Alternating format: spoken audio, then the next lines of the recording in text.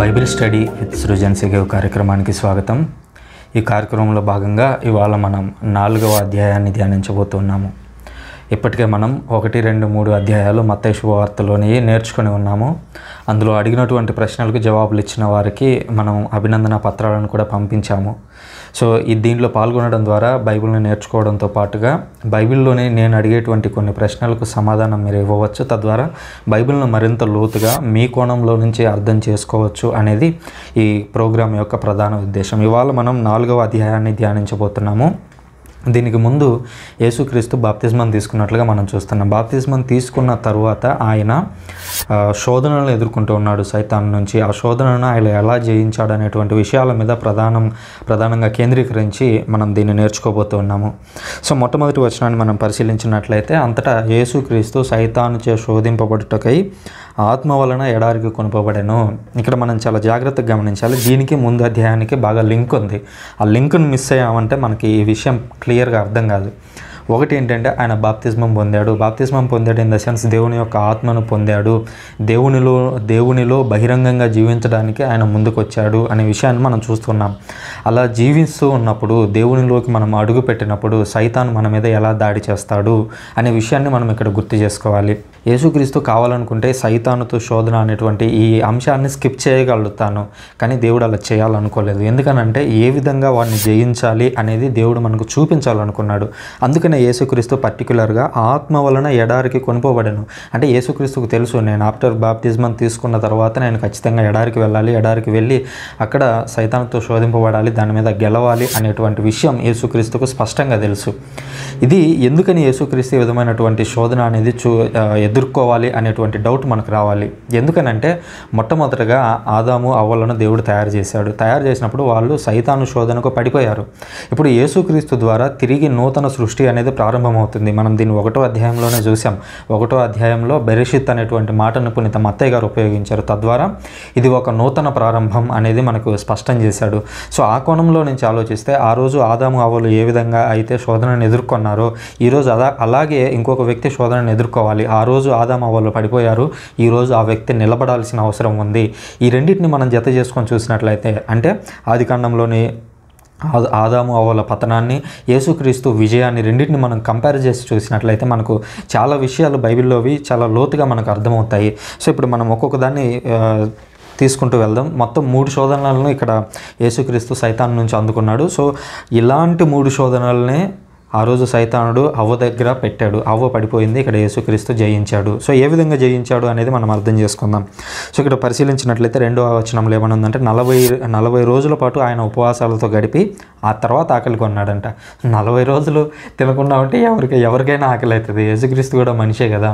So 40 రోజులు ఆయన తినకుండా ఉపవాసం ఉన్నాడు, ఆ తర్వాత ఆకలి కొన్నాడు ఇన్ ద సెన్స్ ఆయన బలహీనంగా మారాడు. ఈరోజు మనం ఏ విధంగా అయితే బలహీనులుగా ఉన్నామో, ఆయనకు ఫుడ్ లేదు, ఎడారిలో ఉన్నాడు, ఇతర జనాలతో సంబంధం లేదు, మానసికంగా ఒంటరిగా ఉన్నాడు, ఇట్లా ఆయన పలు రకాలుగా డౌన్ అయి ఉన్నాడు. సో ఆయన బలంగా ఉన్నప్పుడు జయించడం కాదు, బలంగా ఉన్నప్పుడు ఎవడైనా జయిస్తాడు. ఇప్పుడు ఒక వ్యక్తికి, బాగా బలమైనటువంటి వ్యక్తి ఒక 4 రోజులు అన్నం తినకుండా ఉంచేద్దాం. ఇంకొక వ్యక్తి బలహీనంగా ఉన్నాడు, అతనికి 5 రోజులు ఫుల్గా పెడదాం. ఇద్దరికి కలిపి 6వ రోజు ఇద్దరికి పోటీ పెడితే ఎవరు గెలుస్తారంటే, ఎంత బలవంతుడైనప్పటికీ 4 రోజులు తిండి లేకపోతే శుష్కించిపోతాడు.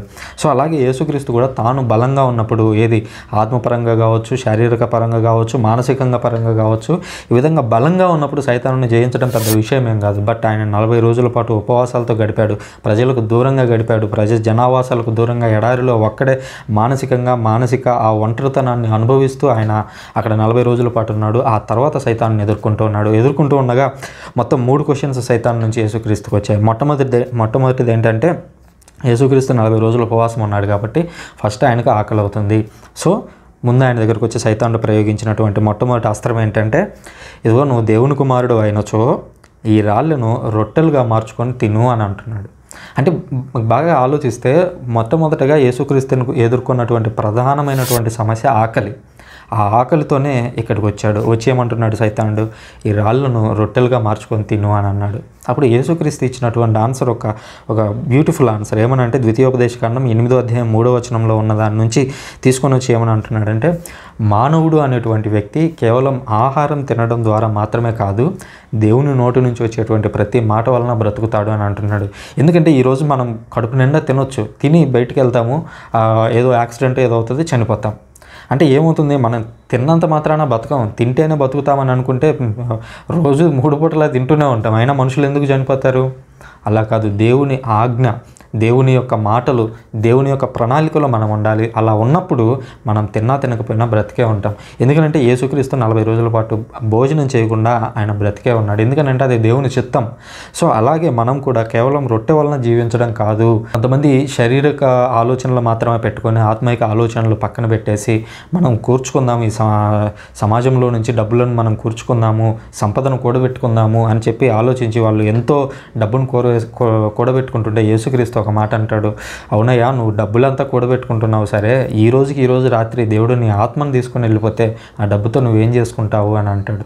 సో అలాగ పరిశీలించినట్లయితే మనం మనిషి బ్రతకాలి అని అంటే దేవుడి యొక్క మాట, దేవుని యొక్క వాక్కు అనేది, లేదా దేవుని ఆలోచనలలో మనం ఉండడం ఎంత ఇంపార్టెంట్ అనేది మనకి మాట ద్వారా అర్థమవుతుంది. అప్పటికే ఇంకా సైతాను నోరు అనేది మూతపడింది. అయితే మనం ఎక్కడితో ఆగకూడదు. దీన్ని మనం పాత నిబంధనలో ఉన్నటువంటి అవ్వ ఎలా పోరాడింది అనేటువంటి విషయాన్ని గమనించాలి. అవ్వ దగ్గరికి సైతానుడు వచ్చి ఈ స్టోరీ మీకు తెలుసని అనుకుంటున్నాను, బట్ బ్రీఫ్గా చెప్తాను. దేవుడు ఆదాము అవ్వలను తయారు చేసి వాళ్ళని ఒక వనంలో ఉంచాడు. వనంలో ఒక చెట్టు నుంచాడు. ఆ చెట్టు దగ్గరికి వెళ్ళి ఆ చెట్టు పండ్లు మీరు తినొద్దు అని చెప్తాడు దేవుడు. సో ఇది ఉపమానమా లేదంటే ఇది నిజంగానే జరిగింది అనేటువంటి విషయాల గురించి మనం తర్వాత చర్చిద్దాము. సో అల్టిమేట్గా ఇప్పుడు నేను బైబిల్లో ఉన్నటువంటి లిటరల్ స్టోరీని తీసుకుంటున్నాను. సో అక్కడ ఒక చెట్టు ఉంది, ఆ చెట్టుకు పండ్లు కాస్తున్నాయి. మీరు తోటలో ఉన్నటువంటి ఏ పండు చెట్టు అయినా తినండి, బట్ ఆ చెట్టు పండును మాత్రం మీరు తినొద్దు అని దేవుడు ఆదాము అవ్వలకి చెప్పాడు. అయితే ఆదాము మరి అక్కడ ఉన్నాడో లేదో తెలీదు. అవ్వ మాత్రం వెళ్ళి ఆ చెట్టుకు ఆకర్షితురాలైంది. అయ్యే ముందుగా సైతానుడు అక్కడ అవ్వ మనసును మార్చినట్లుగా చూస్తూ ఉన్నాం. సో ఇక్కడ యేసుక్రీస్తు ఎదుర్కొన్నటువంటి శోధనలు, అవ్వ ఎదుర్కొన్నటువంటి శోధనలు చూస్తే సైతానుకి ఒక 3 రకాలుగా శోధించడం వచ్చు. ఆ 3 రకాలుగా తప్ప వాడికి ఇంకా ఏ విధంగానూ శోధించడం రాదు. అది ఎలా అనేది ఇప్పుడు ఒకసారి మనం చూసినట్లయితే ఆదికాండము 3వ అధ్యాయంలో ఏమనుందంటే 1వ వచనంలో మనం చూసినట్లయితే సైతాను సర్పరూపంలో వచ్చి అవ్వ దగ్గర ఈ విధంగా అడుగుతుందంట, తోటలో ఉన్నటువంటి ఏ చెట్టు పండును తినరాదని దేవుడు మీతో చెప్పినట, నిజమేనా?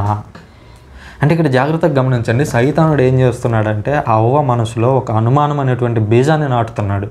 అయితే ఈ విషయంలో సంతోషకరమైనటువంటి ఒక వార్త ఏమిటంటే అవ్వ ఆ విషయంలో సైతాన్ని జయించగలిగింది. అంటే ఆ పర్టికులర్ శోధన అనేది ఏ విధంగా అంటే నిజమేనా అని అడిగితే అప్పుడు స్త్రీ ఏమంటుందంటే, తోట నడుమ ఉన్నటువంటి చెట్టు పండు తప్ప మిగిలిన ఏ చెట్టు పండైనను మేము తినవచ్చు, కానీ ఆ చెట్టు పండు మాత్రం మేము తినరాదు, తాకరాదు, ఆ పని చేసినచో మేము చనిపోవదుము అని దేవుడు చెప్పాను. అంటే ఒక రకంగా చెప్పాలంటే ఫస్ట్ ఒక రాయి విసిరినప్పుడు సైతాను ఆ రాయిని అవ్వ బాగానే ఎదుర్కొంది, స్ట్రైట్గా చెప్పేసింది, దేవుడు తినొద్దన్నాడు, తింటే మేము చనిపోతామని కూడా చెప్పాడు. బట్ సైతానుడు ప్రయోగించినటువంటి అస్త్రాన్ని మనం పరిశీలించాలి. అక్కడ వాడు ఏమన్నాడంటే, చెప్పానట నిజమేనా అంటే ఒక అనుమానాన్ని కలిగించడానికి ట్రై చేస్తున్నాడు. ఇప్పుడు యేసుక్రీస్తు దగ్గరికి వచ్చి ఏమంటున్నాడు, నువ్వు దేవుని కుమారుడు అయినచో. చూడండి, అంటే అనుమానాన్ని కలిగించడానికి దేవుని కుమారుడు అనేది ప్రత్యేకంగా చెప్పాల్సినటువంటి అవసరం ఏముంది? మనం మొదటి 2 అధ్యాయాల్లోనే చూసాము దేవుడు ఏ విధంగా యేసుక్రీస్తును పుట్టించాడు, ఏ విధంగా కాపాడాడు అనేది. సో ఇప్పుడు సైతానుడు వచ్చి ఏమంటున్నాడు, నువ్వు దేవుని కుమారుడు అయినచో అంటే అక్కడేమో అవ్వతోనేమో మీరు తింటే నిజంగానే చనిపోతారా, అది నిజమేనా అని ఒక డౌట్. ఇక్కడ యేసుక్రీస్తు దగ్గరికి వచ్చి నువ్వు దేవుని కుమారుడు అయినచో ఈ పని చేయి అన్నట్లుగా కన్ఫ్యూజ్ చేయడాన్ని మనం చూస్తున్నాం. సో ఇప్పుడు సైతానుడు ఈ రోజుల్లో కూడా చేసేది ఏంటంటే, నీకు ఏదైనా ఒక విషయం మీద క్లారిటీ అనేది ఉన్నప్పుడు దాన్ని గజిబిజి చేయడానికి ట్రై చేస్తాడు. ఉదాహరణకి నువ్వు ఒక జాబ్కి వెళ్ళాలనుకున్నప్పుడు నీ స్కిల్స్ ఏంటి అనేది నీకు తెలుసు. బట్ నీ స్కిల్స్ నీకు తెలిసినప్పటికీ కూడా కొన్నిసార్లు మనం భయపడుతుంటాం. ఏమని, అయ్యో నేను ఈ ఇంటర్వ్యూని సరిగా ఫేస్ చేయగలనా లేదా అనేటువంటి ఆ డౌట్ అనేది మనలో వస్తుంది. ఎందుకు వస్తుంది ఆ డౌట్? అది సైతానుడు లేదా మనలో ఉన్నటువంటి చెడ్డ తలంపులు అనేవి మనల్ని ఎల్లప్పుడూ కూడా కిందికి డ్రాగ్ చేయడానికి ట్రై చేస్తూ ఉంటాడు సైతానుడు. కాబట్టి ఇట్లాంటి డౌట్స్ అనేవి మనకు వచ్చినప్పుడు అది ఏ రకమైన డౌట్ అయినా కావచ్చు, అది చిన్న స్థాయి దగ్గర నుంచి మొదలు పెట్టుకొని పెద్ద స్థాయి వరకు ఏ స్థాయి డౌట్ అయినా కావచ్చు, ఇట్లాంటివి వచ్చినప్పుడు వెంటనే మనం దాన్ని రిఫ్యూట్ చేయగలగాలి, మనలో ఉన్నటువంటి ఆత్మశక్తితో దాన్ని జయించగలగాలి. యేసుక్రీస్తు అన్నాడు చూడండి, ఇక మానవుడు అనేవాడు కేవలం రొట్టెతో కాదయ్యా, ఆ రోజు నువ్వు అవ్వ దగ్గరికి పోయి పండు తిను బతుకుతావు అన్నట్టు నువ్వు చెప్పావు, బట్ అది కాదు విషయం. దేవుడు మాట చెప్పాలి, దేవుడు మాట చెప్తే ఖచ్చితంగా అది నెరవేరుతుంది, మనిషి ఖచ్చితంగా బతుకుతాడు. ఒకవేళ దేవుడే ఆ చెట్టు పండును తినమని చెప్తే అవ్వ తింటే ఏం కాదు, తినొద్దు అని చెప్పాడు కాబట్టి ఆయన మాట వినడం ముఖ్యం. ఇక్కడ ఆయన మాటను అనుసరించడం ముఖ్యం. పండు తింటే పండులో ఏముంటుంది, పండులో ఏం లేదు. అక్కడ విషయం ఏంటంటే దేవుడి మాటను మీరుతున్నారు అనే విషయాన్ని మనం ఇక్కడ గుర్తించాలి. ఇక రెండవది చూసినట్లయితే పిమ్మట సైతాను ఆయనను పరిశుద్ధ నగరంలోని దేవాలయ శిఖరమున నిలిపి, నీవు దేవుని కుమారుడు అయినచో కిందకు దుమ్కు, ఏలైనా ఇట్లు రాయబడి ఉన్నది, నిన్ను గురించి దేవుడు తన దూతలకు ఆజ్ఞ ఇచ్చును, నీ పాదమైనను రాతికి తగలకుండా నిన్ను వారు తమ చేతులతో ఎత్తి పట్టుకుందరు అని పలికెను. అంటే ఏం చేశాడంటే సైతానుడు యెరూషలేములో దేవాలయం ఉంది, దేవాలయం ఇన్ ద సెన్స్ అది హయ్యెస్ట్, ప్రపంచంలోనే అది చాలా పెద్దది అనేది యూదుల నమ్మకం. సాధారణంగా మనమే నమ్ముతాం కదా, ఇప్పుడు ఏదైతే మనకు దగ్గరలో ఉంటుందో లేదంటే మనకు బాగా ఇష్టమైనది ఏదైతే ఉంటుందో అదే నెంబర్ 1 అని నమ్ముతూ ఉంటాం. సరే, అది వరల్డ్లో కంపేర్ చేస్తే ఎంత పెద్దది ఎంత చిన్నది అనేది సెకండరీ థింగ్. ఇక్కడ ఏం చేశాడంటే దేవాలయ శిఖరమున నిలిపాడు, అంటే చాలా హయ్యెస్ట్ ప్లేస్లో నిలిపాడు. నిలిపేయమంటున్నాడంటే నువ్వు ఇక్కడ నుంచి దూకు, నీకేం కాదు.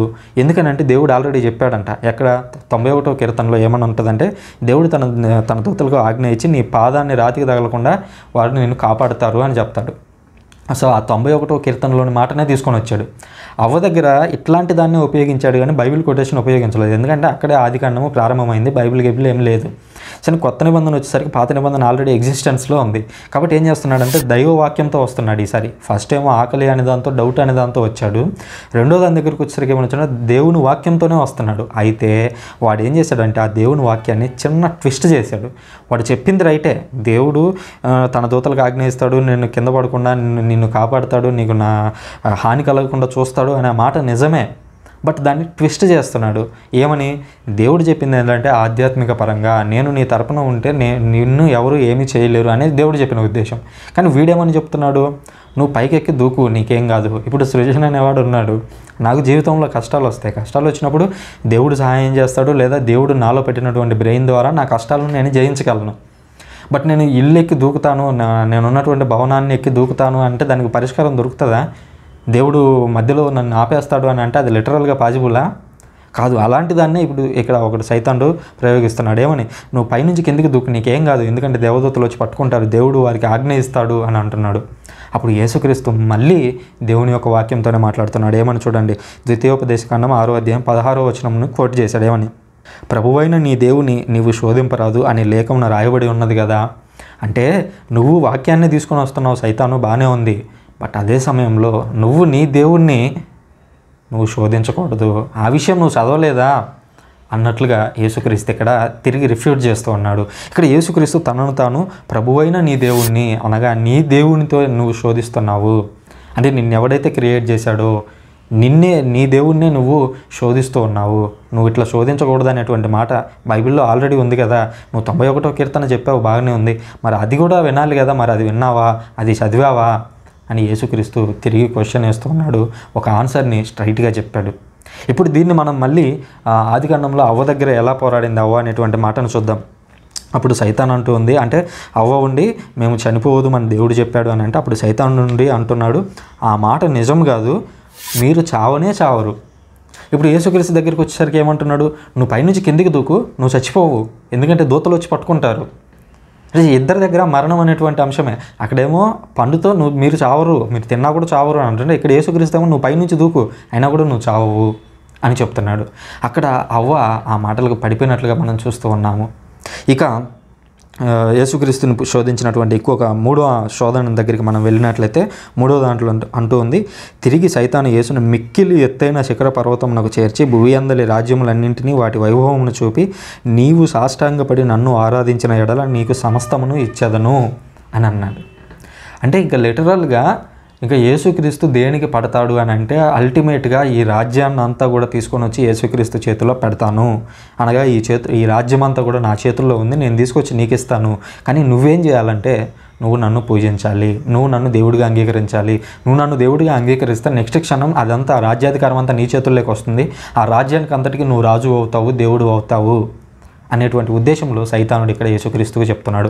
అప్పుడు యేసుక్రీస్తు అన్నాడు, సైతాను పొమ్ము, ప్రభువైన నీ దేవుని ఆరాధింపము, ఆయనను మాత్రమే సేవింపము. ప్రభువైన నీ దేవుడిని ఆరాధించు, ఎందుకంటే ఆయన అసలైన దేవుడు, నీకే దేవుడు ఆయన. అలాంటి ఆయన చేతిలోకి నువ్వు తీసుకొని వచ్చి రాజ్యాన్ని పెడతావా? హౌ సిల్లీ ఇట్ ఈజ్ అనేది దేవుడు అక్కడ యేసుక్రీస్తు సైతానుతో పోరాడి దాన్ని ఓడించినట్లుగా మనం చూస్తూ ఉన్నాము. అయితే హవ్వ ఏ విధంగా పడిపోయింది చాలా జాగ్రత్తగా గమనించండి ఈ రెండు విషయాల్లో. ఆ మాట నిజం కాదు, మీరు చావనే చావరు. ఆ తర్వాత అన్నాడు, ఈ చెట్టు పండు తిన్నప్పుడు మీకు కనువిప్పు కలిగి మీరు మంచి చెడులు తెలుసుకొని దేవుని వలె అవుదురని ఎరిగి ఆయన మీకు అట్లు చెప్పాను. అంటే ఇక్కడ చూడండి, యేసుక్రీస్తు దగ్గర హవ్వ దగ్గర ఉపయోగించినటువంటి రెండు ఒకటే. యేసుక్రీస్తు దగ్గర ఏమన్నాడంటే రాజ్యాలన్నింటిని చూపించి ఈ రాజ్యాలన్నింటినీ నేను నీ చేతికి ఇచ్చేస్తాను అన్నాడు. హవ్వ దగ్గర ఏమంటున్నాడు, ఈ పండును మీరు తింటే మీరేమవుతారంట, ఇవన్నీ తెలుసుకుంటారు, మంచి చెడులన్నీ తెలుసుకొని మీరు దేవుని వలే అవుతారు. ఇక్కడ యేసుక్రీస్తుకేమో అధికారం అంతా నీ చేతుల్లోకి వస్తుంది, అనగా నువ్వు ఒక అధికారి అవుతావు, నువ్వు ఒక రాజు అవుతావు అనేటువంటి సేమ్. అంటే సైతానికి అంతకు మించి శోధించడం రాదు. ఇంకా ఆ మూడు విధాలుగానే శోధిస్తాడు. ఒకటి, నీకు బాగా ఆకలి అవుతుంది, ఆకలి ఇన్ ద సెన్స్ నీకు శారీరకంగా ఏ అయితే అవసరాలు ఉన్నాయో ఆ అవసరాలన్నీ, ఇలా మూడు రకాలుగానే శోధించాడు. అయితే మొదటి శోధనలో హవ్వ సైతానుతో బాగానే పోరాడింది. అయితే 2-3 శోధనల్లో మాత్రం పడిపోయింది. యేసుక్రీస్తు ఈ 2-3 శోధనల్లో చాలా చక్కగా ఆన్సర్లు ఇచ్చాడు. ఎందుకు అని అంటే ఒక్కసారి మనం మళ్ళీ బాగా పరిశీలించాలి. ఇక్కడ యేసుక్రీస్తు 3 ఆన్సర్స్ ఇచ్చాడు. 3 ఆన్సర్స్ కూడా ద్వితీయోపదేశ కాండం నుంచి ఇచ్చారు. మీలో ఎంతమంది అబ్జర్వ్ చేశారో తెలీదు. ఇక్కడ మీకు మొదటి ప్రశ్న ఏంటంటే, బైబిల్లో మనం మొదటి వచనంలోనే యేసుక్రీస్తు 40 రోజుల పాటు ఉపవాసం చేసినట్లుగా మనం చూస్తున్నాము. బైబిల్లో 40 అనేటువంటి సంఖ్యకు ఉన్నటువంటి ప్రాధాన్యత ఏమిటి? దీన్ని మీకు స్క్రీన్ మీద కనిపిస్తున్నటువంటి నెంబర్కు సమాధానం పంపించండి. ఇక యేసుక్రీస్తు ఇచ్చినటువంటి సమాధానాలను మనం పరిశీలించినట్లయితే 3 కూడా ఆయన ద్వితీయోపదేశ కాండం నుంచే ఇచ్చాడు. దీని వెనుక ఏమన్నా బ్యాక్గ్రౌండ్ ఉందా? ఎందుకంటే బైబిల్లో ఆల్రెడీ చాలా పుస్తకాలు ఉన్నాయి, చాలా మాటలు ఉన్నాయి, చాలామంది ప్రవక్తల చేత దేవుడు మాట్లాడించాడు. అయితే ఎందుకని యేసుక్రీస్తు పర్టిక్యులర్గా ద్వితీయోపదేశ కాండం నుంచి మాత్రమే మాట్లాడాడు అనే డౌట్ మనకు రావాలి. ఎందుకనంటే చూడండి, 4వ వచనంలో మొదటి శోధనకు ఆన్సర్ ఇచ్చాడు, ఆ తర్వాత 7వ వచనంలో 2వ శోధనకు ఆన్సర్ ఇచ్చాడు, 10వ వచనంలో 3వ శోధనకు ఆన్సర్స్ ఇచ్చాడు. ఈ 3 కూడా ద్వితీయోపదేశ కాండం 8:3, 6:16, 6:13 ఇట్లా 3 ఆన్సర్స్ కూడా ద్వితీయోపదేశ కాండమే. ఎందుకని ద్వితీయోపదేశ కాండము అని అంటే, ఇక్కడ మత్తయి గారు మనకు ఒక విషయాన్ని ఇండైరెక్ట్గా రివీల్ చేయడానికి ట్రై చేస్తున్నాడని మనం అర్థం చేసుకోవాలి. ద్వితీయోపదేశ కాండంలో యేసుక్రీస్తుకు సంబంధించి ఏమైనా విషయం ఉందా అనేది మనం జాగ్రత్తగా పరిశీలించాలి.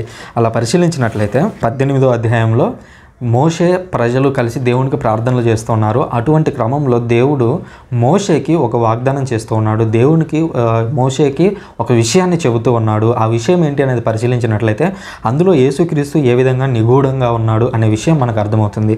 ఇక్కడ చూసినట్లయితే 18వ అధ్యాయం 18వ వచనంలో, నీ వంటి ప్రవక్తను ఒకనిని వారి జనం నుండియే వారి చెంతకు పంపుదును, అతనికి నా సందేశము ఎరిగింతును, నేను చెప్పుము అనిన సంగతులన్నీ అతడు వారితో చెప్పును, ఆ ప్రవక్త నా పేర పలుకు సందేశమును పాటింపని వానిని నేను శిక్షింతును. ఇక్కడ ఈ 2 మాటలు చాలా కీలకం.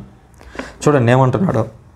యేసుక్రీస్తు గురించి ఆల్రెడీ దేవుడు ద్వితీయోపదేశ కాండంలో చెప్పాడు. ఇక్కడ 3 సార్లు ద్వితీయోపదేశ కాండాన్ని కోట్ చేయడం ద్వారా ద్వితీయోపదేశ కాండంలో నేను చెప్పినటువంటి ప్రవక్త అనేటువంటి ఒక విషయం మీకు తెలియాలి, నా వంటి ప్రవక్తను ఒకనిని అని. ఇక్కడ నీ వంటి ప్రవక్త అని మోషేకి చెబుతున్నాడంటే మోషే లాంటి ప్రవక్త ఇక్కడ ఒకడు ఉన్నాడు. మోషేకు యేసుక్రీస్తుకు ఉన్నటువంటి సారూప్యతలు ఏంటి అనేది మనం ఇక్కడ అర్థం చేసుకోవాలి. అక్కడ ఇది నెక్స్ట్ అధ్యాయంలో మనం చాలా లోతుగా చర్చిస్తాం. సో నేను జస్ట్ లైట్గా చెప్పి వదిలేస్తున్నా. యేసుక్రీస్తు ఐగుప్తు నుంచి వచ్చాడు, అలాగే మోషే కూడా ఐగుప్తు నుంచి వచ్చాడు.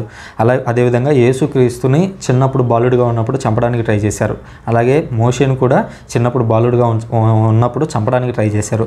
ఇక ఆయన ఇంకా ఏమేం చేశాడు అనేటువంటి విషయాలు మనం నెక్స్ట్ చాప్టర్లో ఎలాగో చర్చిస్తాము. అందువల్ల ఇక్కడితో నేను దీన్ని కట్ చేస్తున్నాను.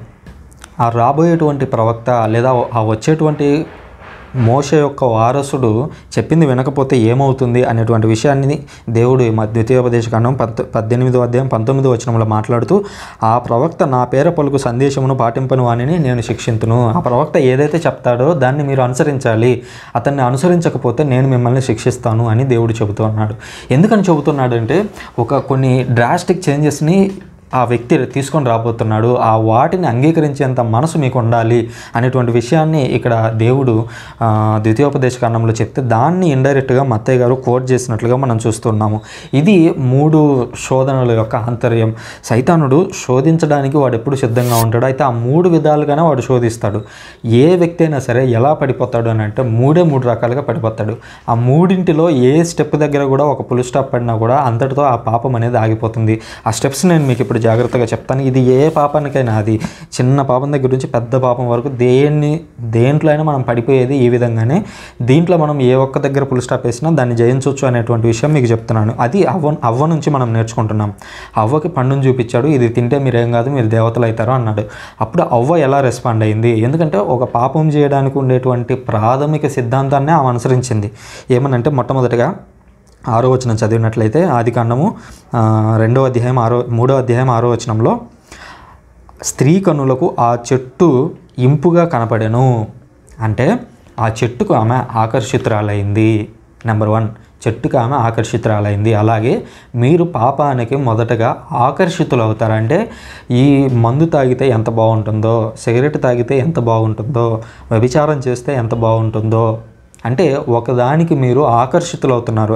ఆ పండు అనుకుంటుందంటే ఆ పండును చూసి ఆ చెట్టు పండు ఇంపుగా కనపడాను, చాలా బాగా కనిపించింది ఆమెకి, ఆకర్షణకు లోనవుతుంది. ఆ తర్వాత అనుకుంటుంది పండు తినుటకు రుచిగా ఉండును అని తోచింది ఆమె. అంటే ఆమె అక్కడ చిక్కుకుపోతుంది. ఆ శోధన, ఆకర్షణ అనేది వచ్చింది, ఆ ఆకర్షణలో చిక్కుకుపోతుంది. ఇప్పుడు ఉదాహరణకి మీరు తాగాలి అనుకుంటున్నారు, అది పాపం అని మీకు తెలుసు. ఆ తాగినప్పుడు అది ఎంత రుచిగా ఉంటుందో, వ్యభిచారం చేసేటప్పుడు ఆ క్రియ అనేది ఎంత రుచిగా ఉంటుందో, ఎంత ఆనందకరంగా ఉంటుందో, ఒకరిని మోసం చేసి ఒకరిని బాధ పెడితే ఆ శాడిజాన్ని మన ఎదుటి వ్యక్తుల మీద చూపిస్తూ మనం ఎంత ఆనందం చెందుతామో అనేటువంటి ఆ చిక్కుముడిలో పడిపోతూ ఉన్నాము. ఇది రెండవది. మొదటగా ఆకర్షితులమవుతాము, రెండవదిగా అందులో చిక్కుకుపోతాము. ఇక మూడవదిగా అది తినటం వలన తెలివితేటలు కలిగిన ఎంత బాగుండునో. అది తింటే తెలివితేటలు కలిగితే, అంటే అది చేయడం ద్వారా నాకు ఏదైనా జరిగితే, అనగా తాగడం ద్వారా నాకు మత్తెక్కితే, సిగరెట్ తాగడం ద్వారా నాకు ఒక మానసిక తృప్తి అనేది దొరికితే, వ్యభిచారం చేయడం ద్వారా నాకు ఒక ఆనందం అనేది దొరికితే, ఇట్లా అది ఏ పాపమైనా తీసుకోండి. నేను జస్ట్ 3 ఎగ్జాంపుల్స్ చెప్తున్నాను సిమిలర్గా ఉన్నాయని. సో ఏ పాపమైనా తీసుకోండి, ఈ 3 ఉంటాయి. ఈ 3 ఏ ఒక్కదాని దగ్గర పుల్ స్టాప్ పడినా కూడా మీరు పాపంలో పడే ఛాన్స్ లేదు. మొట్టమొదటిది ఏంటంటే ఆకర్షణ, మనం ఆకర్షితులం అవుతాం దానికి. రెండవదిగా అందులో చిక్కుకుపోతాం, అంటే ఆకర్షణ అనేటువంటి థాట్స్లో చిక్కుకొని పోతాము. ఇక మూడవదిగా రంగంలోకి దిగి శోధనలో పడిపోయి శోధనలో పాపం చేస్తాము. ఇక్కడ యేసుక్రీస్తు 3 దేనికి తావివ్వలేదు. ఇప్పుడు ఉదాహరణకి యేసుక్రీస్తు 40 రోజుల పాటు ఉపవాసంలో ఉన్నాడు, ఆయనకు ఆకలి అవుతుంది. బట్ ఆకలి అవుతుంటే ఆ ఆకలి అనే శోధనతో సైతానుడు వచ్చినప్పుడు ఆ దానికి లొంగలేదు. ఆ తర్వాత చిక్కుకుపోయాడు యేసుక్రీస్తు. ఏ విధంగా? సైతాను శిఖరాన్ని నిలిపి నువ్వు కిందికి దూకానండి. మరి ఇప్పుడు ఈయన దేవుని కుమారుడు, నిజంగా సైతాను ఎదుట నీ శక్తియుక్తులను ప్రదర్శించాలని అనుకుంటే నువ్వు పైనుంచి కిందికి దూకాలి, అప్పుడే నువ్వు ఇంకా గొప్పవాడివి అవుతావు. బట్ యేసుక్రీస్తు అలా జవాబు ఇవ్వలేదు. ఇప్పుడు ఉదాహరణకి మనం ఏం చేస్తామంటే, సాధారణంగా చూడండి, ఇందులో మనం ఎలా చిక్కుకుపోతామని అంటే, ఉదాహరణకు నీకు ఐఫోన్ 50,000 పెట్టి కొనేంత స్థాయి ఉండదు. బట్ నువ్వేం చేస్తావు? నీ రాబోయేటువంటి జీతాల మీద ఈఎంఐ అంటే అప్పులు తీసుకుంటాం. అప్పులు తీసుకొని 50,000 ఉన్నదాన్ని కొనుక్కుంటాం. అదే ఆ 50,000 దాంట్లో ఉన్న ఫీచర్సే ఇంకొక 10,000 ఫోన్లో ఉంటాయని తెలుసు. ఓకే, నీ ఆర్థిక స్తోమత వేరుగుండి నీకు నెలకు ₹1,00,000 జీతం వచ్చినప్పుడు నువ్వు 50,000 ఫోన్ కొనడం పెద్ద విషయం కాదు. బట్ నీకు 10,000, 15,000 జీతం వచ్చినప్పుడు నీ ఆకర్షణ, నువ్వు చిక్కుకుపోతున్నావు ఏమని? నేను వారి ఎదుట గొప్పగా కనిపించాలి. ఇప్పుడు యేసుక్రీస్తు కూడా అలా అనుకోవచ్చు. ఏమని? సైతాను ఎదుట నేను గొప్పగా కనిపించాలి అని అంటే వాడు అన్నట్లుగా రాళ్ళను రొట్టెలుగా మార్చాలి, పైనుంచి దూకంటే పైనుంచి దూకి చూపించాలి. బట్ యేసుక్రీస్తు అలా శోధనలో లొంగలేదు. అలాగే మీరు మిమ్మల్ని నష్టం కలిగించే ఏవైతే ఉంటాయో, చిన్న చిన్న విషయాలే కావచ్చు, అవి మీ కుటుంబం స్థాయిలో నుంచే స్టార్ట్ అవుతాయి. అవి తండ్రి ఏమో బయటికి వెళ్ళి కష్టపడి పనిచేసి వస్తూ ఉంటాడు, కుమారుడు మాత్రం ఆ డబ్బులన్నింటినీ కూడా వేస్ట్ చేస్తూ ఉంటాడు. సో అది అతనికి తెలియదు. మళ్ళీ అతనికి పెళ్ళి అయ్యి తండ్రి అయిన తర్వాత అతను పడేటువంటి కష్టం, ఆ పిల్లలు వృధాగా ఖర్చు చేస్తూ ఉంటే అప్పుడు అర్థమవుతుంది ఆ కష్టం అనేది. సో దీన్ని మనం ఎంత ఎర్లీగా అర్థం చేసుకోగలిగితే అంత ఎర్లీగా మనం ఆత్మలో మరింత ముందుకెళ్ళగలం అనేటువంటి విషయాన్ని గుర్తుంచుకోవాలి. సో ఈ విధంగా మనం సైతానులో చిక్కుపడిపోకుండా ఉండటం ఎలా అనే విషయాలని యేసుక్రీస్తు చాలా స్పష్టంగా మనకు వివరించారు. ఇప్పుడు మీకు రెండో ప్రశ్న, అదేంటంటే సైతాను ఎలా శోధిస్తాడు? 10 వాక్యాల్లో రాయాలి. నేను చెప్పినటువంటి ఎగ్జాంపుల్స్ని ఉదాహరణగా తీసుకోండి, ఎగ్జాక్ట్గా అవే రాసి పంపించొద్దు. సైతాను ఎలా శోధిస్తాడు అనేది మీకు ఎలా అర్థమైంది? ఎందుకంటే ప్రతి ఒక్కరు జీవితంలో తప్పులు చేస్తూనే ఉంటాం. సో మీ ఉదాహరణనే తీసుకొని మీరు రాయొచ్చు, అలాగని మీ పేర్లు మీరు చేసిన దాన్ని అంతా నేను అడగట్లేదు. బట్ ఎలా శోధిస్తాడు అనే విషయాన్ని మీరు నాకు ఒక 10 వాక్యాల లోపుగా రాసి పంపించాలి. ఇది రెండో ప్రశ్న. ఇక యేసుక్రీస్తు ఆ విధంగా సైతానును జయించిన తరువాత ఆయన వెళ్ళి సువార్త ప్రబోధాన్ని చేస్తూ ఉన్నాడు. అప్పటికే అనగా యేసుక్రీస్తు సైతానుని జయించే సమయానికే యోహాను గారు చెరసాలలో బంధింపబడ్డాడు. ఆయన బయటకు వచ్చి ఇంకా సువార్త చెప్పి ఆ తర్వాత ప్రజల్ని మారు మనసు పొందించి బాప్తిస్మం ఇచ్చి దేవుళ్ళకి నడిపించేంత అవకాశం ఇప్పుడు యోహానుకి లేదు. యోహానుకు అవకాశం లేనటువంటి ఆ క్షణంలోనే యేసుక్రీస్తు రంగంలోకి దిగాడు. ఎలాగా? పాత నిబంధనలో మనం ఇంతకుముందు అధ్యాయంలోనే ఏలియా ఎలీషా గురించి మాట్లాడుకున్నాం. ఏలియా ఆకాశంలోకి వెళ్ళిపోయాడు, దేవుడి యొక్క రథంతో ఆకాశంలోకి పరలోకంలోకి వెళ్ళిపోయాడు. ఆ తరువాత ఎలీషా ప్రవక్త ఆయన బాధ్యతలు అందుకున్నాడు. అలాగే ఇక్కడ యోహాను గారు యేసుక్రీస్తుకు బాప్తిజం ఇచ్చాడు. ఆ తర్వాత వెళ్ళి ఆయన జైల్లో పడిపోయాడు. ఎందుకంటే ఒక రాజుని ఆయన క్వశ్చన్ చేస్తాడు, అది మనం తర్వాత పాఠాల్లో చదువుకుంటాము. సో ఇక్కడ యోహాను గారిని ఎప్పుడైతే జైల్లో వేశారో వెంటనే యేసుక్రీస్తు రంగంలోకి దిగాడు. యోహాను గారు ఏ మాటలతో అయితేనే ఆ యొక్క ప్రసంగాన్ని మొదలుపెట్టాడో, ఏ మాటతో అయితే తన యొక్క పరిచర్యను మొదలుపెట్టాడో యేసుక్రీస్తు అదే మాటతో మొదలు పెడుతున్నాడు. 17వ వచనంలో చూసినట్లయితే హృదయ పరివర్తనం చెందుడు, పరలోక రాజ్యం సమీపించి ఉన్నది. ఇక్కడ మనం ముందు అధ్యాయంలో 3వ వచనంలో చూసినట్లయితే 3వ అధ్యాయం 2వ వచనంలో పునీత యోహాను గారు ఈ విధంగా అంటున్నారు, పరలోక రాజ్యం సమీపించినది, మీరు హృదయ పరివర్తన పొందుడు. సేమ్ మాటలన్నీ ఏమీ మారలేదు. ఎందుకు అని అంటే ఇద్దరూ కలిసి ఒక లక్ష్యం కోసం పనిచేస్తూ ఉన్నారు. మరి ఈ రోజుల్లో బోధకులందరూ కలిసి, ఈ రోజుల్లో ఉన్నటువంటి విశ్వాసులందరూ కలిసి ఒకే లక్ష్యం కోసం పనిచేస్తున్నారా లేదా అనేటువంటి ప్రశ్న ఈరోజు మన ముందు ఉదయిస్తూ ఉంది. ఇక చూసినట్లయితే యేసుక్రీస్తు వెళ్ళి ఆ తర్వాత గలిలయ సీమకి వెళ్ళాడు. గలిలయ సీమలో నజరేతును వీడి సెబూలూను నఫ్తాలి ప్రాంతాల్లో ఆయన నివాసం ఏర్పరచుకున్నాడు. ఎందుకనంటే ఒక ప్రవచనం అనేది నెరవేరాల్సి ఉంది. యెషయా ప్రవక్త ఒక ప్రవచనం చెప్పాడు, ఏమని? గలిలయ సరస్సు తీరము యోర్దాను నదికి ఆవలి దిక్కున అన్యులు నివసించు గలిలయ సీమ యందు అంధకారమును నివసించు ప్రజలు గొప్ప వెలుగును చూసిరి. ఆ వెలుగు ఎవరో కాదు, యేసుక్రీస్తు అనేది ఇక్కడ పునీత మత్తయ్య గారు మనకు చెబుతూ ఉన్నారు. ఆ తర్వాత యేసుక్రీస్తు హృదయ పరివర్తన చెందుడు అని అక్కడ ఉన్నటువంటి ప్రజలకు బోధించడం ప్రారంభించాడు. అయితే ఇక్కడ యేసుక్రీస్తు ఆ మాటను ఎప్పుడు చెప్పాడనేటువంటి విషయాన్ని మనం జాగ్రత్తగా గమనించాలి. ఆయన శోధన అనేటువంటి పర్వతం నుంచి దిగి వచ్చి ఆ శోధనను జయించిన వాడే ఈ మాటలను చెబుతూ ఉన్నాడు. ఈ మాటలను ఆ రోజు అవ్వ ఆదాము చెప్పలేకపోయారు, ఎందుకంటే వాళ్ళు ఆ రోజు పాపంలో పడిపోయారు. బట్ ఎప్పుడైతే యేసుక్రీస్తు ఆ పాపాలను జయించాడో అప్పుడు యేసుక్రీస్తు వచ్చి బోధిస్తూ ఉన్నట్లుగా మనం చూస్తూ ఉన్నాము. ఈరోజు బోధకులు చేయాల్సింది కూడా అదే. మనం శోధనలను ముందు జయించాలి, శోధనలను జయించిన తరువాత మనం ప్రజలకు టీచ్ చేయడం అనేది నేర్చుకోవాలి అనే విషయాన్ని గుర్తుంచుకోవాలి ఇక్కడ. ఆ తర్వాత చూసినట్లయితే యేసుక్రీస్తు శిష్యులను పిలుస్తూ ఉన్నాడు. శిష్యులను ఎంచుకోవడంలో మొదటగా గలిలయ సరస్సు తీరమున యేసుక్రీస్తు నడుస్తూ వెళ్తూ ఉంటే అక్కడ వల వేసి చేపలు పట్టుకునేటువంటి పేతురు, అతని సోదరుడు అనగా పేతురు, అతని సోదరుడు ఆంద్రేయ, వీళ్ళిద్దరిని చూశాడు. పేతురుకి సీమోను అనేటువంటి మరో పేరు ఉంది. సో వీళ్ళిద్దరు కూడా చేపలు పట్టుకునేవాళ్ళు. సో ఇప్పటికే పేతురు అనేటువంటి వ్యక్తి ఒక సాధారణ చేపలు పట్టుకునేటువంటి వ్యక్తి. ఆ వ్యక్తి మొట్టమొదటి పోపుగా మారాడు. అంటే దేవుని మాటను ఆయన అనుసరించాడు. ఇప్పుడు 19వ వచనంలో యేసుక్రీస్తు ఏమన్నాడు? మీరు నన్ను అనుసరింపుడు మిమ్ము మనుష్యులను పట్టువారిగా చేసేదను అని అన్నాడు. ఆ మాట అనగానే వారు తమ వలలను అచట విడిచిపెట్టి యేసుక్రీస్తును వెంబడించరి. అంటే చూడండి, యేసుక్రీస్తు పిలిచినప్పుడు వారి యొక్క వల అనేది ఏంటి? వాళ్ళ యొక్క వాళ్ళ ప్రొఫెషన్ ఏంటంటే వల వేసి చేపలు పట్టుకోవటం. వాళ్ళ వలను వదిలేశారంటే వాళ్ళ జాబ్ను వదిలేశారు. వాళ్ళ జాబ్ను వదిలేసి వచ్చి యేసుక్రీస్తును అనుసరించారు.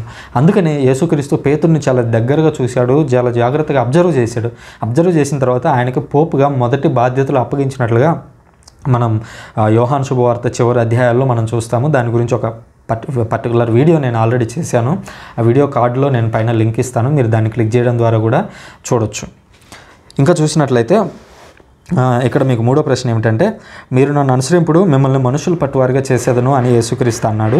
ఈ మాటకు అర్థం ఏంటి? మనుషులను పట్టువారుగా చేసేదని అనడానికి అర్థం ఏంటి అనేది మీకు తెలిస్తే రాయండి, లేదా మీరు ఎవరినైనా కనుక్కొని అయినా సరే పర్వాలేదు, మీరు ఆన్సర్ కనుక్కొని నాకు రాసి పంపించవచ్చు. ఇది మీకు థర్డ్ క్వశ్చన్. సో ఆ తర్వాత వాళ్ళిద్దరూ యేసుక్రీస్తుని అనుసరించారు. ఆ తర్వాత ఇంకొంచెం ముందుకెళ్ళేసరికి జెబెదాయి కుమారులైనటువంటి యాకోబు, యోహాన్ అనేటువంటి ఇద్దరు వ్యక్తులు అక్కడ మళ్ళీ వాళ్ళు చేపలు పట్టుకునే వాళ్ళే ఉన్నారు. వాళ్ళిద్దరిని కూడా చూసి వాళ్ళిద్దరిని పిలిచాడు. పిలిచినప్పుడు వాళ్ళు కూడా తమ యొక్క వలలను అలాగే వారి తండ్రిని అనగా వారి కుటుంబాలను కూడా త్యాగం చేశారు అనే విషయాన్ని మనం ఇక్కడ గుర్తించాలి. యేసుక్రీస్తును వాళ్ళు అనుసరించారు. ఇప్పుడు కొంతమంది కథోలిక గురువులు ఎందుకు పెళ్లి చేసుకోరు అనేటువంటి డౌట్ సాధారణంగా కొంతమంది ప్రొటెస్టెంట్ సోదరుల్లో ఉంటుంది. ఈ వచనాల ఆధారంగానే వాళ్ళు పెళ్లి చేసుకోరు. ఎందుకనంటే ఇక్కడ వాళ్ళు వలలు అనగా వాళ్ళ ప్రొఫెషన్ వదిలిపెట్టారు. రెండోది వాళ్ళ తండ్రి అనగా వాళ్ళ నాన్నని, వాళ్ళ కుటుంబాన్ని వదిలేశారు. వదిలేసి వచ్చి యేసుక్రీస్తును అనుసరించినట్లుగా మనం చూస్తూ ఉన్నాము. వదిలేశారు అని అంటే వారి బాగోగులు చూసుకోలేదు అని అర్థం కాదు. మనం దాన్ని ఆ కోణంలోంచి అర్థం చేసుకోకూడదు. బాగోగులు చూసుకోకూడదు, వాళ్ళ ఇంటికి వెళ్ళకూడదు, వాళ్ళతో మాట్లాడకూడదు అనేది కాదు. బట్ వీళ్ళ ప్రొఫెషన్ ఏంటంటే దేవుని యొక్క సువార్తను చెప్పడం. దేవుని యొక్క సువార్తను చెప్పడం అనేది మొదటి ఏమో, దాని తర్వాత తల్లిదండ్రులు వస్తూ ఉన్నారు అనే విషయాన్ని మనం ఇక్కడ గుర్తించాలి. ఆ తర్వాత చూసినట్లయితే యేసుక్రీస్తు పలు అద్భుతాలు చేసినట్లుగా చూస్తూ ఉన్నాము. 23వ వచనం నుంచి మనం 25వ వచనం వరకు చదివినట్లయితే యేసుక్రీస్తు ప్రార్థనా మందిరాలలో బోధిస్తూ ఉన్నాడు, పరలోక రాజ్యపు సువార్త గురించి ప్రకటిస్తూ ఉన్నాడు, వ్యాధి బాధలను ఎల్లా కూడా పోగొడుతూ ఉన్నాడు, అనేక విధమైనటువంటి వ్యాధులతో వేదనలతో పీడించబడే వారిని, పిశాచగ్రస్తులను, మూర్ఛ రోగులను, పక్షవాత రోగులను ఆయన వద్దకు తీసుకొని వస్తే ఆయన వాళ్ళందరినీ స్వస్థపరుస్తూ ఉన్నట్లుగా మనం చూస్తున్నాం. గలిలయ, దెకపోలి, యెరూషలేము, యూదయ ప్రాంతాల నుంచి యెరూషలేము నది ఆవలి దిక్కు నుండి ప్రజలు తండోపతండాలుగా యేసుక్రీస్తు దగ్గరికి వస్తూ ఉన్నట్లుగా బైబిల్ గ్రంథం మనకు చెబుతుంది. ఎందుకని వస్తూ ఉన్నారు అని అంటే యేసుక్రీస్తు ఇక్కడ మొదటగా దేవుని యొక్క రాజ్య సువార్తను బోధిస్తూ ఉన్నాడు. ప్రజల్లో ఆ రోజు ఉన్నటువంటి ప్రజలకు చాలా స్పష్టంగా తెలుసు, ఒక మెస్సయ్య రావాలి, మెస్సయ్య వచ్చినప్పుడు దేవుని యొక్క రాజ్యం అనేది స్థాపించబడుతుంది. ఒక రాజు అనేది వచ్చినప్పుడు ఈ రోమన్ అప్పుడు వాళ్ళు రోమన్ రాజ్యం కింద ఉన్నారు. ఇప్పుడు మనం ఇంతకుముందు బ్రిటిష్ వాళ్ళ కింద ఏ విధంగా అయితే ఉన్నామో అలాగే వాళ్ళు అప్పట్లో రోమన్ అనేటువంటి సామ్రాజ్యం కింద బతుకుతూ ఉన్నారు. సో ఆ విధమైనటువంటి రోమన్ సామ్రాజ్యం నుంచి విడిపిస్తాడేమో అనేటువంటి ఒక ఆశతో, అదేవిధంగా వాళ్ళు అనారోగ్యాలతో ఉన్న వాళ్ళు యేసుక్రీస్తు దగ్గరికి వెళ్ళారు. అదేవిధంగా దేవుని యొక్క రాజ్యం గురించి తెలుసుకోవాలి, దేవుని యొక్క వాక్యం గురించి తెలుసుకోవాలనుకున్న వాళ్ళు కూడా యేసుక్రీస్తు దగ్గరికి వెళ్ళాడు. ఒక బోధకుడు అన్ని రకాలుగా అన్ని రంగాల్లోనూ ఏ విధంగా ఉండాలి అనేది ఈ మాటల ద్వారా మనకు అర్థమవుతుంది.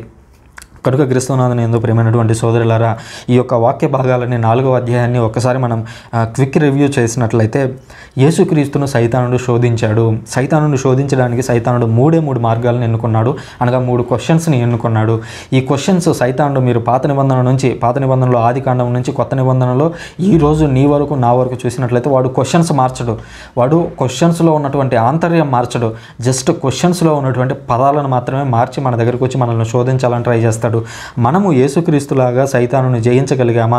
యేసుక్రీస్తు ఏ విధంగా అయితే వాక్యం అనేటువంటి ఖడ్గంతో వాడిని ఎదుర్కొన్నాడో, ఏ విధంగా అయితే దేవుని యొక్క మాటలు అనేటువంటి జ్ఞానంతో వాడిని ఎదుర్కొన్నాడో వాటిని మనం అలా ఎదుర్కోగలుగుతున్నామా? లేదంటే ఆ రోజు అవ్వలాగా దాన్ని చూసి ఆకర్షింపబడి చిక్కుపడి దాంట్లో శోధనలో మునిగిపోయి పాపంలో పడిపోతున్నామా అనేది మనం ఒకసారి పరిశీలించుకోవాల్సి ఉంది. యేసుక్రీస్తుకు ఎదురైనటువంటి 3 ప్రశ్నలకు యేసుక్రీస్తు 3 ఆన్సర్లను కూడా ద్వితీయోపదేశ కాండం నుంచి ఇచ్చాడు. తద్వారా ద్వితీయోపదేశ కాండంలో దేవుడు ఏదైతే ఒక ప్రవక్త రాబోతున్నాడు, నీ వంటి ఒక ప్రవక్తను నేను వారి నుంచి పంపిస్తాను, అతని యొక్క మాటలు మీరు వినండి అని చెబుతున్నాడు. ఆ మాటలు ఇక్కడ యేసుక్రీస్తులో నెరవేరుతున్నాయి అనే విషయాన్ని పునీత మత్తయి గారు ఇండైరెక్ట్గా కోట్ చేస్తున్నారు అనేటువంటి విషయాన్ని మనం అర్థం చేసుకోవాలి. సైతానుడు అనేవాడు మన దగ్గరకు వచ్చినప్పుడు దేవుని యొక్క వాక్యంతో మనం రెస్పాండ్ అయినప్పుడు వాడు మన దగ్గర ఉండలేడు, మనల్ని జయించలేడు అనేటువంటి విషయాన్ని మనం అర్థం చేసుకోవాల్సి ఉంది. ఇక చూసినట్లయితే యేసుక్రీస్తు సువార్తను పరిచర్యను ప్రారంభించాడు. ఒక వెలుగుగా ఆయన గలిలయ సీమలో కనిపిస్తూ ఉన్నాడు. అంతేకాకుండా హృదయ పరివర్తన చెందండి, పరలోక రాజ్యం సమీపించి ఉంది, మీరు మారండి అనేటువంటి సందేశాన్ని ఇస్తూ ఉన్నాడు. ఆయన ఆ మాటను ఎప్పుడు చెప్పాడంటే శోధన అనేటువంటి పర్వతం నుంచి కిందికి దిగి వచ్చి అప్పుడు ఆయన చెబుతూ ఉన్నాడు అనేటువంటి విషయాన్ని మనం ఇక్కడ గుర్తుంచుకోవాలి.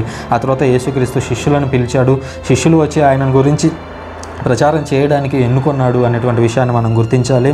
ఆంద్రేయుని కానివ్వండి, అదేవిధంగా సీమోన్ను చూసినప్పుడు వాళ్ళని పిలిచినప్పుడు వాళ్ళు తమ యొక్క సమస్తాన్ని విడిచిపెట్టి యేసుక్రీస్తును అనుసరించారు అనే విషయాన్ని మనం గుర్తించాలి. ఇంకా చూసినట్లయితే యేసుక్రీస్తు అనేక మందికి వ్యాధి బాధలను పోగొడుతూ ఉన్నాడు, సువార్తను ప్రకటిస్తూ ఉన్నాడు, అదేవిధంగా అద్భుతాలు చేస్తూ ఉన్నాడు, ప్రార్థనా మందిరాల్లోకి వెళ్ళి ప్రార్థనల్లో పాల్గొంటున్నాడు, ప్రార్థనలలో బోధిస్తూ ఉన్నాడు అనేటువంటి విషయాన్ని గుర్తించాలి. ఆ విధంగా చేస్తూ ఉన్నప్పుడు ఆయన యొక్క కీర్తి అనేది ఆ చుట్టుపక్కల పరిసర ప్రాంతాల్లో వ్యాప్తి చెందుతూ ఉంది అనేది బైబిల్ గ్రంథం మనకు తెలియజేస్తుంది. చేస్తుంది. సో ఇందులో అడిగినటువంటి 3 ప్రశ్నలకు మీరు మంచి సమాధానాలు రాయండి.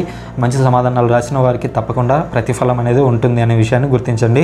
ఇందులో మీరు కొత్త విషయాలను ఏమైనా నేర్చుకుని ఖచ్చితంగా కామెంట్ బాక్స్లో రాయండి. తద్వారా అది నాకు ఉత్సాహాన్ని ఇస్తుంది. మరింత లోతుగా మీకు వివరించేందుకు, మరికొంత శోధించేందుకు, దేవుని యొక్క విషయాలను లోతుగా శోధించేందుకు నాకు ఉత్సాహం అనేది వస్తుంది అనే విషయాన్ని మీకు గుర్తు చేస్తున్నాను. Thank you very much.